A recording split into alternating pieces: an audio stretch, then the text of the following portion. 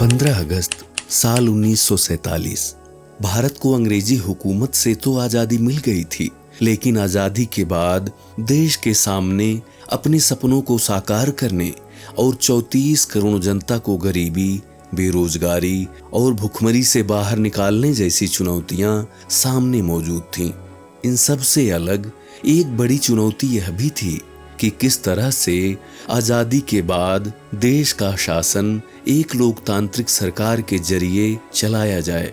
हालांकि ऐसा करना आसान काम नहीं था, क्योंकि जिस तरह से आजादी भारत को मिली थी उस तरह से शायद ही कोई दूसरा देश आजाद हुआ हो। हिंदुस्तान आजाद तो हुआ, लेकिन बंटवारे के साथ।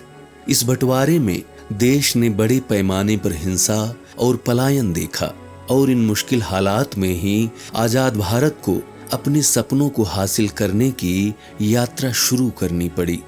भारत में आम चुनाव 25 अक्टूबर 1951 और 21 फरवरी 1952 के बीच हुए, जो 1947 में भारत की स्वतंत्रता के बाद पहले राष्ट्रीय चुनाव थे।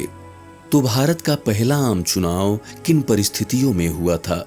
चूंकि उस वक्त अधिकांश राज्य विधानसभाओं के चुनाव भी एक साथ हुए थे, तो इतने बड़े देश में बेहद कम संसाधनों के साथ भारत का पहला चुनाव कैसे संपन्न हुआ, चलिए जानते हैं। वीडियो पसंद आए तो प्लीज इसे लाइक जरूर कर दें। मित्रों, भारत के पहले चुनाव 26 नवंबर 1949 को अपनाए गए संविधान के प्रावधानों के तहत आयोजित किए गए थे। संविधान को अपनाने के बाद संविधान सभा अंतरिम संसद के रूप में कार्य करती रही, जबकि जवाहरलाल नेहरू की अध्यक्षता में एक अंतरिम मंत्रिमंडल था जो इस चुनाव से पहले तक काम करता रहा। 1949 में एक चुनाव आयोग बनाया गया और मार्च 1950 में सुकुमार सेन को पहला मुख्य चुनाव आयुक्त नियुक्त किया गया। एक महीने के बाद संसद ने जनप्रतिनिधित्व अधिनियम पारित किया, जिसमें यह निर्धारित किया गया कि संसद और राज्य विधानसभाओं के लिए चुनाव कैसे आयोजित किए जाएंगे। इतने कम वक्त में भारत जैसे देश में चुनाव करवाना एक मुश्किल काम था।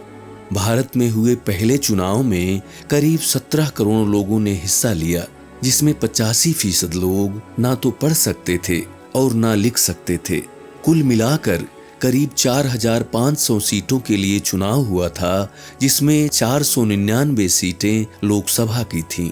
सुकुमार सेन के सामने कई तरह की चुनौतियां थीं, जैसे ज्यादातर अशिक्षित मतदाताओं के लिए पार्टी चिन्ह, मतदान पत्र और मतपेटी किस तरह से बनाई जाए। लेकिन आखिरकार कड़ी मेहनत और तैयारी के बाद 25 अक्टूबर 1951 और 21 फरवरी 1952 के बीच भारत के पहले आम चुनाव आयोजित किए गए। इन चुनावों में लोकसभा की 489 निर्वाचन सीटों के लिए कुल 1949 उम्मीदवार चुनाव मैदान में खड़े हुए। हर उम्मीदवार को मतदान केंद्रों पर एक अलग रंग की मतपेटी दी गई थी, जिस पर उम्मीदवार का नाम और चुनाव चिन्ह लिखा था। मतदाता सूचियों को टाइप करने और मिलान करने के लिए 16,500 क्लर्कों को 6 महीने के कॉन्ट्रैक्ट पर नियुक्त किया गया था, और रोल्स को प्रिंट करने के लिए 3,80,000 रीम कागज का इस्तेमाल किया गया था। 1951 की जनगणना के अनुसार 36 करोड़ 10,88,090 की आबादी में से कुल 17 करोड़ 32,12,343 मतदाता रजिस्टर्ड थे। उस वक्त 21 वर्ष से ज्यादा उम्र के सभी भारतीय नागरिक वोट देने के पात्र थे। कठिन परिस्थितियों और मुश्किल संसाधनों की वजह से चुनाव 68 चरणों में आयोजित किया गया था।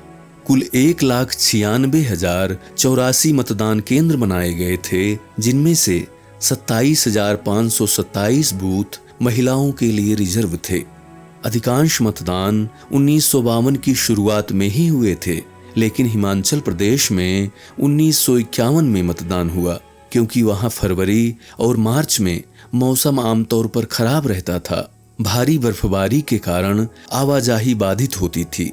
बाकी दूसरे राज्यों में फरवरी और मार्च 1952 में मतदान हुआ, लेकिन जम्मू और कश्मीर को छोड़कर, क्योंकि वहां 1967 तक लोकसभा सीटों के लिए कोई वोटिंग नहीं हुई थी। चुनाव के पहले वोट हिमाचल प्रदेश के चीनी तहसील में डाले गए थे।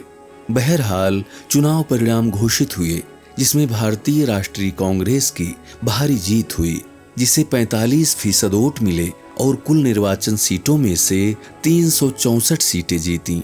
दूसरे स्थान पर रही सोशलिस्ट पार्टी को 11% वोट मिले और उसने 12 सीटें जीतीं।